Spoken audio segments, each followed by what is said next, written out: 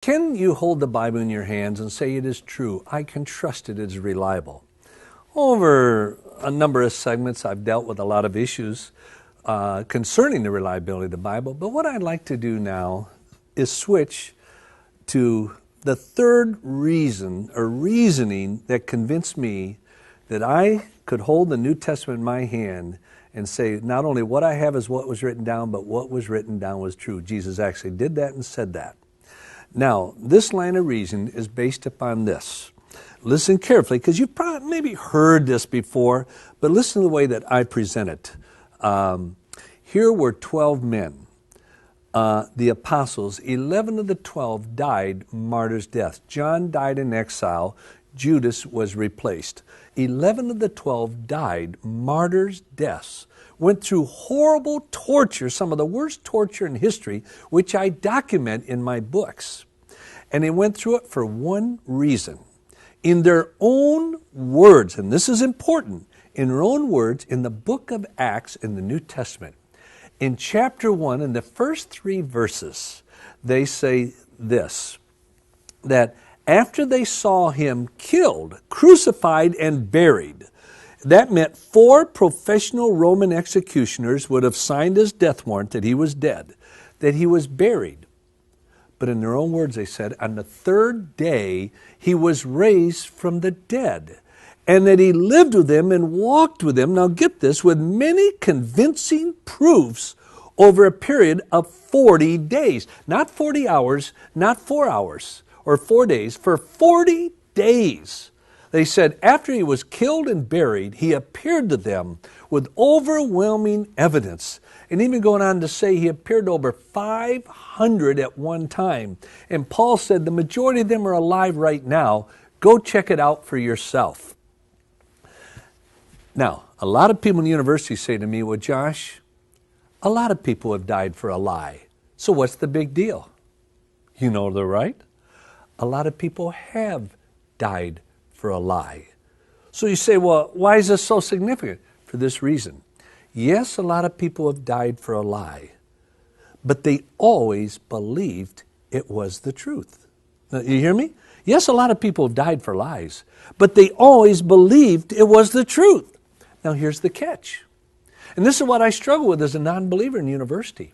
If the resurrection was a lie, they had to know it. Look, in their own words, they said for 40 days. They lived with him with many convincing proofs that he'd been raised from the dead. And if that wasn't true, then they had to know it. If the resurrection wasn't true, they had to know it. And then you'd have to say this. They not only died for a lie, but they knew it was a lie. If that were true, that would be 11 miracles greater than the miracle of the resurrection. I made quite a big deal out of the writers of the New Testament being eyewitnesses, especially to the death, burial, and resurrection of Christ. I keep coming back to that because it was one of the overwhelming pieces of evidence that convinced me eventually against my will that it was true. Could he have deceived his disciples? Maybe you remember what was referred to in the U.S. government as the Watergate scandal. That is where one of the political parties broke into the headquarters of another political party to steal information to use in the campaign. One of the men who directed that, and I always refer to him as the hatchet man at the time he was brought into the administration, is Chuck Colson. Maybe you've read some of his books. He heads up a prison work into the prisoners of jails all over the world to reach them for Christ. But if any man knows how private things become public under pressure, it's Chuck Colson. Let me relate to you what he said about Watergate, relating it to the 12 disciples. He said, here we were, the 12 most powerful men in the United States. This is about in the scandal. All the power of government was at our fingertips, but we could not keep a lie together for 3 weeks. Now, they weren't tortured. They weren't threatened with death. Are you going to tell me, Chuck says, that those powerless apostles who were outcast in their own land could be stoned, persecuted, and beaten. Many of them took place over 40 years, never once denying that Jesus was raised from the dead? Impossible, Chuck Colson says.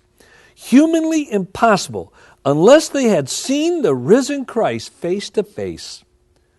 Otherwise, the apostles would have been just another John Dean. John Dean was a young lawyer who became a traitor to that group of the Powerful 12 and would go to the authorities and give them information to save his own neck.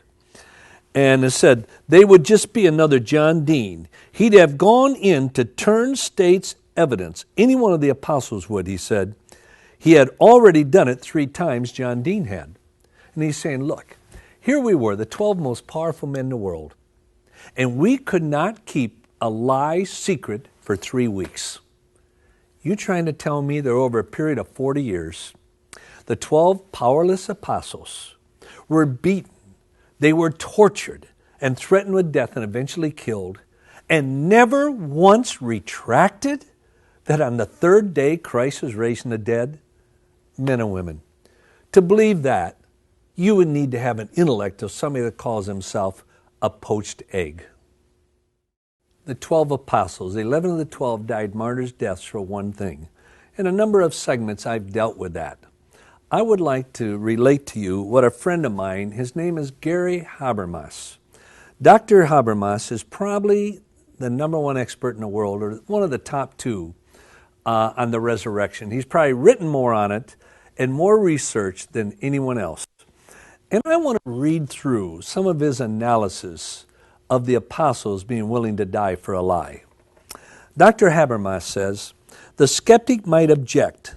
Followers of other religions and causes have willingly suffered and died for their beliefs. So in other words, saying, what's the big deal about the apostles dying for their beliefs? He goes on to say, even atheists have willingly died for the cause of communism. This does not mean that their beliefs were true or worthy. And then he goes on to say, liars make poor martyrs. And then he said this, extreme acts do not validate the truth of their beliefs, but willingness to die indicates that they regard their beliefs as true. This is how I put that. And it's a phrase I developed, is that the extremity of the act speaks nothing of the truthfulness of the event. You say, what do you mean? With this, just because someone dies for something, because someone is martyred for something, does not mean it's true. Because they gave their life for something does not mean it's true. But it does mean this, that they believed that it was true. Just because you die for something doesn't mean it's true. But it does mean that you believe that it's true. But here's the catch with the apostles. If the resurrection was false, then they had to know it. And therefore you'd have to say they not only died for a lie, but they knew it was a lie. That would go against everything I've ever known of human nature in history. And Dr. Habermas went on to say, contemporary martyrs die for what they believe to be true. The disciples of Jesus died for what they knew to be either true or false. After Jesus' death, the lives of the apostles were transformed to the point that they endured persecution and even martyrdom.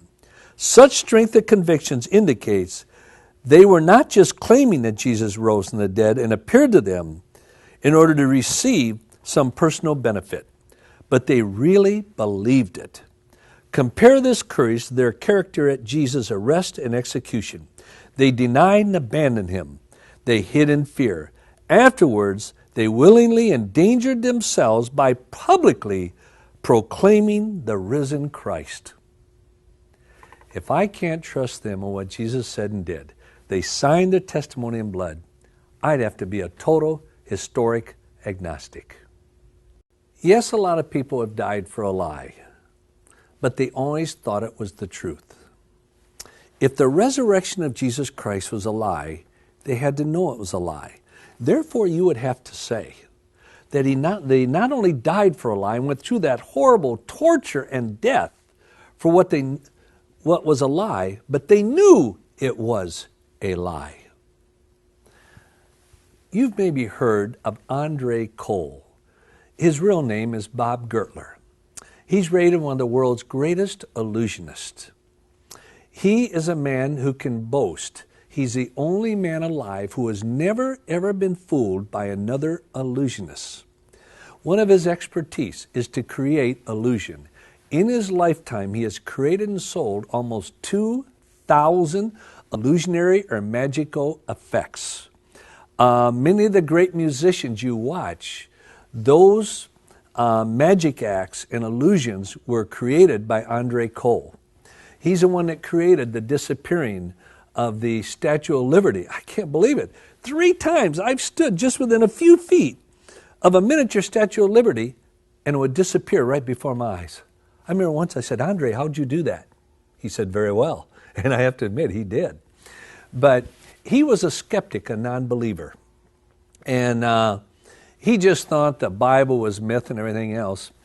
And a friend of mine challenged him to take his ability as the world's greatest creator of illusion.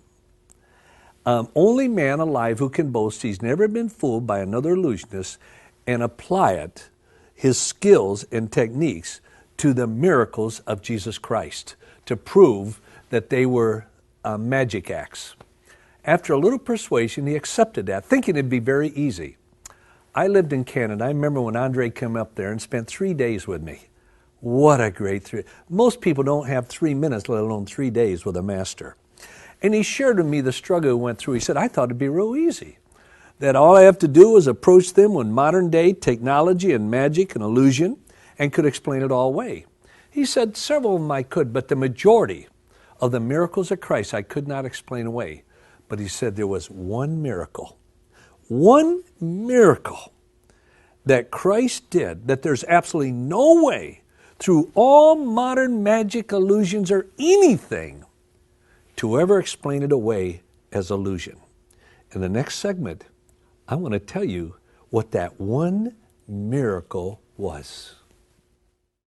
When Andre Cole, known as the world's greatest creator of illusion, the man who's referred to as the magician's magician or the illusionist's illusionist, when he set out to refute all the miracles of Christ by explaining it away through modern technology and illusion and magic, most of them, he said, I could not explain away, but there was one.